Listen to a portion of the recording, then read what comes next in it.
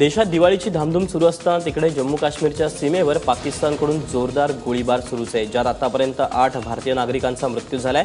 त्यातील 4 जण सांबा सेक्टरमधील रामगढ भागातील आहेत, तर इतर 2 महिला राजौरी जिल्ह्यातील आहेत। त्यामुळे सुरक्षेचा उपाय म्हणून आजूबाजूच्या गावातील लोकांना सुरक्षित स्थळी हलवण्यात आले। उरीच्या हल्ल्यानंतर भारताने सर्जिकल स्ट्राईक करून पाकिस्तानची खोड जिरवण्याचा प्रयत्न केल्यानंतर तब्बल 60 वेळा सीमेवर शस्त्रसंधीचं उल्लंघन झालंय।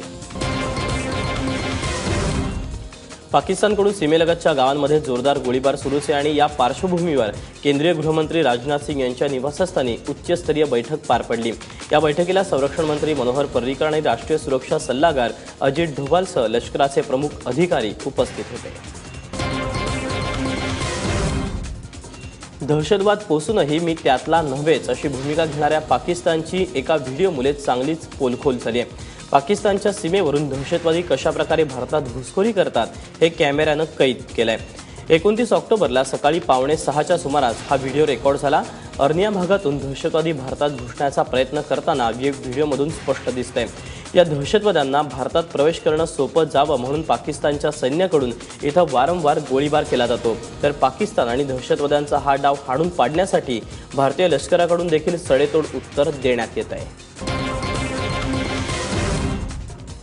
भोपाळमध्ये झालेल्या 8 दहशतवाद्यांच्या एन्काउंटरवर विरोधकांनी प्रश्नचिन्ह उपस्थित केले।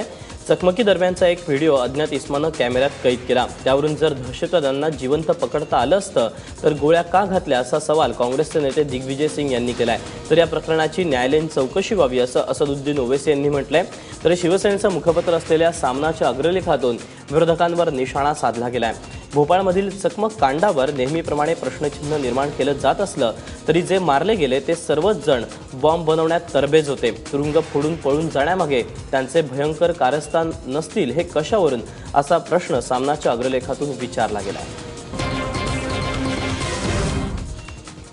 पंतप्रधान नरेंद्र मोदींनी नया रायपूरमध्ये जंगल सफारीचा आनंद लुटताना फोटोग्राफीचीही हौस पूर्ण केली। छत्तीसगडच्या स्थापना दिनानिमित्त मोदी रायपूरमध्ये आले होते, मात्र त्या कार्यक्रमाला जाण्यापूर्वी मोदींचं हेलिकॉप्टर IIIT कॅम्पसमध्ये उतरलं। तिथं मोदींनी पिंजऱ्यातील कैद असलेल्या वाघांची फोटोग्राफी केली। जवळपास 25 मिनिटं मोदींनी जंगलाचा फेरफटका मारला। जंगल सफारीनंतर मोदी छत्तीसगड स्थापना दिवसाच्या कार्यक्रमासाठी रवाना झाले। देशवासियांच्या रक्षणासाठी सीमेवर लढणाऱ्या जवानांसाठी अभिनेता शाहरुख खाननं कवितेचा एक व्हिडिओ ट्विट केलाय।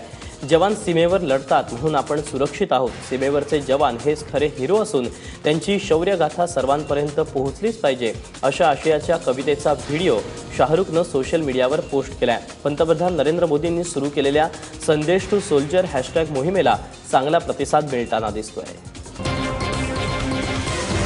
Our feet on carpets, their boots on gravel.